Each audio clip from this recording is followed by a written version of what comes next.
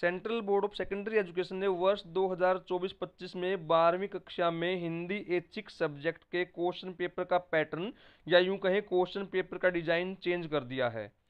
इस वीडियो में मैं आपके साथ नए पैटर्न पर आधारित एक सैंपल क्वेश्चन पेपर डिस्कस करने वाला हूं और इसमें मैं आपको पूरी जानकारी देने वाला हूं कि आपके क्वेश्चन पेपर में इस साल किस प्रकार के प्रश्न आपसे पूछे जाएंगे।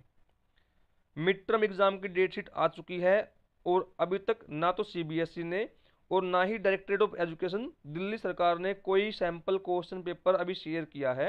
इसलिए स्टूडेंट कंफ्यूजन में है कि उनके क्वेश्चन पेपर में किस प्रकार के प्रश्न उनसे पूछे जाएंगे, क्योंकि सीबीएसई ने क्वेश्चन पेपर का पैटर्न पिछले साल की तुलना में एकदम से बदल दिया है। तो इस वीडियो में मैं आपके साथ एक सैंपल क्वेश्चन पेपर तो डिस्कस करूंगा ही, लेकिन उससे पहले आपको आपके क्वेश्चन पेपर का डिजाइन भी मैं समझाने वाला हूं। तो सबसे पहले हिंदी ऐच्छिक सब्जेक्ट के क्वेश्चन पेपर के डिजाइन की बात कर लेते हैं। आप लोगों को ध्यान होगा, आप लोगों ने 11वीं में जो प्रश्न पत्र दिया था उसमें आपका प्रश्न पत्र 2 खंडों में विभाजित था, लेकिन इस साल आपका प्रश्न पत्र 3 खंडों में विभाजित होगा। खंड क, खंड ख और खंड ग। जो खंड क है उसमें अपठित बोध पर आधारित प्रश्न पूछे जाएंगे। अपठित बोध का मतलब है आपको एक गद्यांश और एक पद्यांश दिया जाएगा जो आपकी पाठ्य पुस्तक से नहीं होगा, जो आपने पहले नहीं पढ़ा होगा। खंड ख में अभिव्यक्ति और माध्यम पुस्तक के आधार पर प्रश्न आपसे पूछे जाएंगे और इन प्रश्नों में आंतरिक विकल्प भी दिए जाएंगे, मीन्स आपको इंटरनल चॉइस भी आपको मिलेगी। खंड ग में अंतरा भाग 2 एवं अंतराल भाग 2 पाठ्य पुस्तकों के आधार पर प्रश्न आपसे पूछे जाएंगे और यहां पर भी आपको आंतरिक विकल्प का ऑप्शन मिलेगा। अब एक बात थोड़ा डिटेल में देख लेते हैं। जो खंड क है वो अपठित बोध पर आधारित है और यह खंड क 18 अंकों का है। आपको ध्यान होगा 11th में भी खंड क 18 अंकों का ही था, लेकिन उस क्वेश्चन पेपर में यह पूरा खंड एमसीक्यू बेस्ड था। खंड क में जो पहला प्रश्न है वो अपठित गद्यांश पर आधारित है और यह प्रश्न 10 अंकों का रहेगा। पिछले साल तक अपठित गद्यांश के आधार पर आप लोगों से 10 एमसीक्यू टाइप के प्रश्न आपसे पूछे जाते थे, लेकिन इस साल 10 एमसीक्यू नहीं आएंगे। तो कितने प्रश्न आएंगे और किस प्रकार के क्वेश्चंस आपसे पूछे जाएंगे वह मैं आपके साथ सैंपल पेपर में डिस्कस करने वाला हूं। अपठित बोध में जो दूसरा प्रश्न है वह अपठित पद्यांश के आधार पर रहेगा और यह प्रश्न भी 8 अंकों का होगा। पिछले साल भी यह 8 अंकों का ही था, लेकिन पिछले साल यहाँ पर 8 प्रश्न एमसीक्यू टाइप के होते थे, लेकिन इस बार ये एमसीक्यू नहीं रहने वाले हैं। तो किस तरह के क्वेश्चन आपसे पूछे जाएंगे यह मैं आपके साथ सैंपल पेपर में डिस्कस करूंगा। खंड ख अभिव्यक्ति और माध्यम पुस्तक के आधार पर रहेगा और यह खंड 22 अंकों का रहेगा। खंड ख में पाठ नंबर 3, 4 और 5 से 5 अंक प्लस 6 अंक कुल मिला के 11 अंकों के प्रश्न आपसे पूछे जाएंगे। प्रश्नों की प्रकृति कैसी रहेगी वो आपके साथ आगे मैं डिस्कस करने वाला हूं। खंड ख में ही एक प्रश्न 5 अंक का रहेगा जिसमें आपको 3 नए और अप्रत्याशित विषयों में से किसी एक विषय पर लगभग 100 शब्दों में रचनात्मक लेखन करना है। और खंड ख में अभिव्यक्ति और माध्यम पुस्तक से ही पाठ नंबर 6, 7 और 8 के आधार पर 6 अंकों के प्रश्न आपसे पूछे जाएंगे। खंड ग में अंतरा भाग 2 एवं अंतराल भाग 2 पाठ्य पुस्तकों के आधार पर आपसे प्रश्न पूछे जाएंगे और खंड ग कुल मिलाकर 40 अंकों का रहेगा। यहाँ पर अंतरा भाग 1 और अंतराल भाग 1 लिखा हुआ है, यह टाइपिंग मिस्टेक है, इसको आप 2 पढ़ना, अंतरा भाग 2 और अंतराल भाग 2। जो काव्य खंड है वह कुल मिलाकर 15 अंकों का रहने वाला है। वो किस प्रकार के प्रश्न आपसे पूछे जाएंगे यह मैं आपके साथ अभी आगे प्रश्न पत्र में डिस्कस करूंगा। और जो गद्य खंड है, गद्य खंड भी 15 अंकों का रहने वाला है और इसमें किस प्रकार के प्रश्न आपसे पूछे जाएंगे यह मैं आपको आगे बताने वाला हूं। और इसके साथ ही जो अंतराल पुस्तक है वह 10 अंकों की रहने वाली है और उसमें आपसे 3 प्रश्न पूछे जाएंगे जिनमें से आपको 2 का जवाब देना है और दोनों प्रश्न 5-5 अंकों के रहेंगे। तो इस प्रकार आपका जो प्रश्न पत्र है वो 80 अंकों का रहने वाला है और उसके साथ आपका जो आंतरिक मूल्यांकन है वो 20 अंकों का रहेगा और इस 20 अंकों में 10 नंबर आपके श्रवण तथा वाचन कौशल के रहेंगे, जिसको आप इंग्लिश में लिसनिंग और स्पीकिंग बोलते हैं, और 10 अंक आपके परियोजना कार्य के रहने वाले हैं। कुल मिलाकर आपका प्रश्न पत्र 100 अंकों का बन जाता है। अब इस नए पैटर्न पर आधारित एक सैंपल पेपर पर हम डिस्कस करते हैं।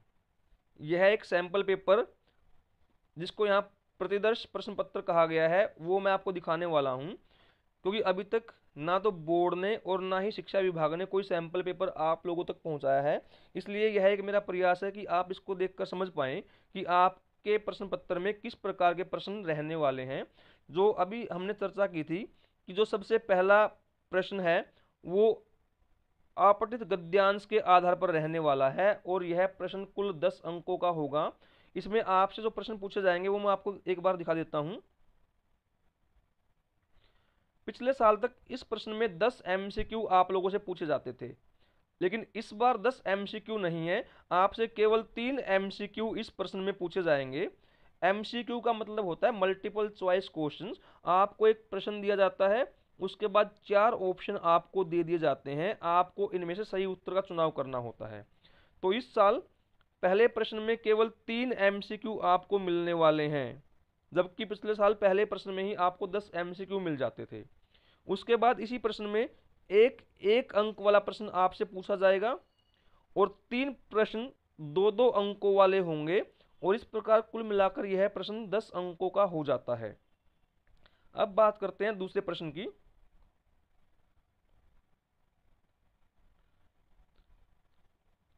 दूसरा प्रश्न भी अपठित पद्यांश के आधार पर आधारित रहेगा। यहां पर आपको किसी काव्य खंड से कोई पद्यांश दिया जाएगा, जिसको पढ़कर आपको प्रश्नों के उत्तर देने हैं।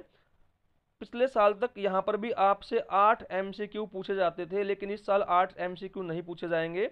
अब नए पैटर्न में इसमें भी केवल 3 एमसीक्यू आप लोगों से पूछे जाएंगे, और तीनों एमसीक्यू एक एक नंबर के होंगे।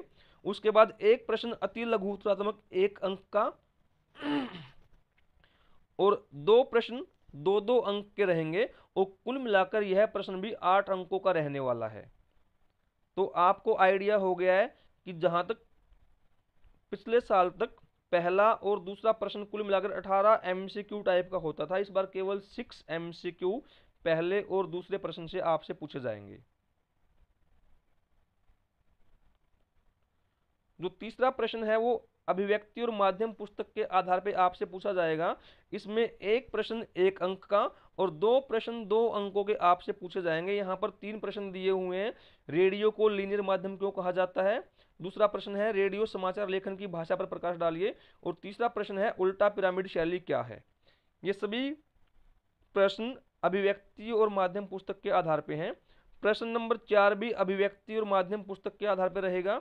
यहाँ पर आपसे 2 प्रश्न 3-3 अंकों के पूछे जाएंगे। यहाँ 2 प्रश्न दिए हुए हैं।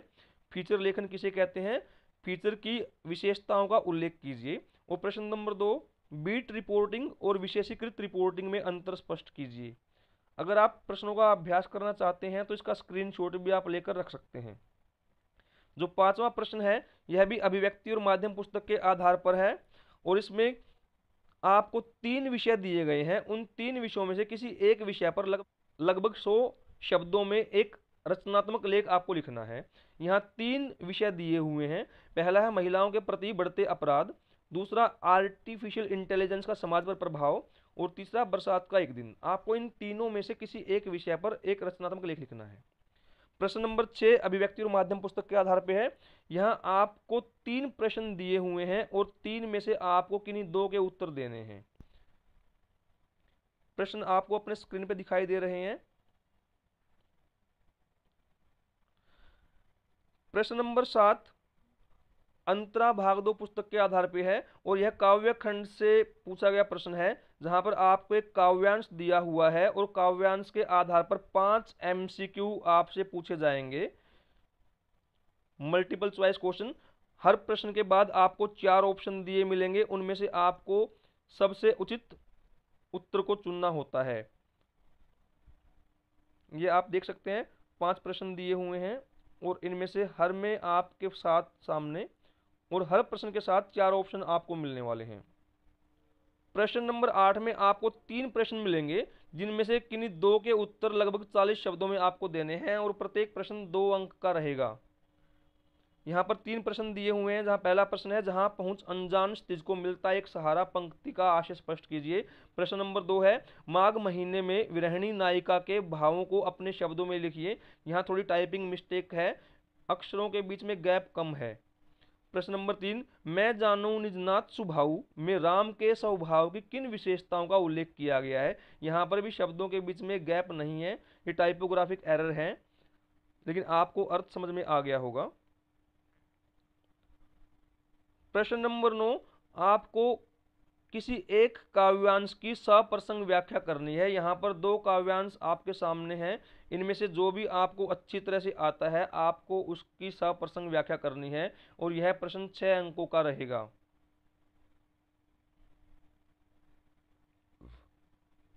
प्रश्न नंबर 10 पठित गद्यांश के आधार पर है और आपको इस गद्यांश को पढ़ के 5 MCQ प्रश्नों के उत्तर देने हैं। यहाँ पर भी आपको 5 प्रश्न मिलने वाले हैं और उनके साथ साथ आपको 4 ऑप्शन हर एक प्रश्न के साथ मिलेंगे। आपको सबसे उचित उत्तर का चुनाव करना है, यानी कुल मिलाकर अब तक 16 MCQ हो चुके हैं।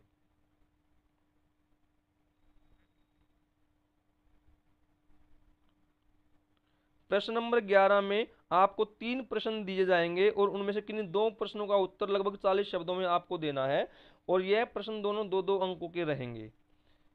यह गद्य खंड से पूछे गए प्रश्न है। यहाँ पहला प्रश्न है, संवाद पहुंचाने का काम सभी नहीं कर सकते, आदमी भगवान के घर से संवदिया बनकर आता है, आप इस कथन से कहाँ तक सहमत हैं। यह संवदिया पाठ पर आधारित प्रश्न है। प्रश्न नंबर ख, घड़ी साजी का इम्तिहान पास करने से लेखक के अभिप्राय को स्पष्ट कीजिए। और प्रश्न नंबर ग, प्रेम घन की छाया स्मृति पाठ में लेखक ने अपने पिताजी की किन विशेषताओं का उल्लेख किया है। आपको किन्हीं 2 प्रश्नों के उत्तर देने हैं। प्रश्न नंबर 12 में गद्यांश की सप्रसंग व्याख्या करनी है और यह 6 अंकों का प्रश्न रहेगा। यहाँ पर आपको 2 गद्यांश मिलेंगे और इनमें से जो भी गद्यांश आपको अच्छे से आता है आप उसकी सप्रसंग व्याख्या कर सकते हैं। प्रश्न नंबर 13 अंतराल भाग 2 पुस्तक के आधार पर रहेगा। इस प्रश्न में आपके सामने 3 प्रश्न होंगे और 3 प्रश्नों में से किन्हीं 2 के उत्तर आपको लगभग 100 शब्दों में देने हैं और दोनों प्रश्न 5-5 अंकों के रहेंगे और यह प्रश्न कुल मिलाकर 10 अंकों का हो जाता है। यहाँ पर 3 प्रश्न आपको दिखाई दे रहे हैं कि सच्चे खिलाड़ी कभी रोते नहीं, बाजी पर बाजी हारते हैं, चोट पर चोट खाते हैं, धक्के सहते हैं पर मैदान पर डटे रहते हैं। परीक्षा के समय को आधार मानकर सूरदास की झोपड़ी पाठ क्या संदेश देता है। प्रश्न नंबर 6, लेखक विश्वनाथ ने किन आधारों पर अपनी मां की तुलना बतख से की है। और प्रश्न नंबर 6, सूरदास अपनी आर्थिक हानि को गुप्त क्यों रखना चाहता था, वह अपने धन से कौन कौन से काम करना चाहता था। यह एक सैंपल पेपर मैंने आपके साथ शेयर किया है क्योंकि इस बार परीक्षा का जो पैटर्न है वो बोर्ड ने चेंज कर दिया है। इस प्रश्न पत्र का ये उद्देश्य बिल्कुल भी नहीं है कि मैं आपको ये कहूं कि आपका पेपर इन्हीं प्रश्नों में से आएगा। यह केवल आपको यह बताने का प्रयास है कि पिछली बार जो आपके पेपर में 40 MCQ आते थे, इस बार वो 40 MCQ नहीं आएंगे। इस बार केवल 16 MCQ आपसे पूछे जाएंगे और आपका प्रश्न पत्र नए डिजाइन के आधार पर कुछ इससे मिलता जुलता रहने वाला है। तो अगर वीडियो पसंद आता है तो चैनल को सब्सक्राइब और वीडियो को लाइक और शेयर जरूर कर देना। इस वीडियो को उन सभी स्टूडेंट तक पहुंचा देना जिनको इसकी आवश्यकता है।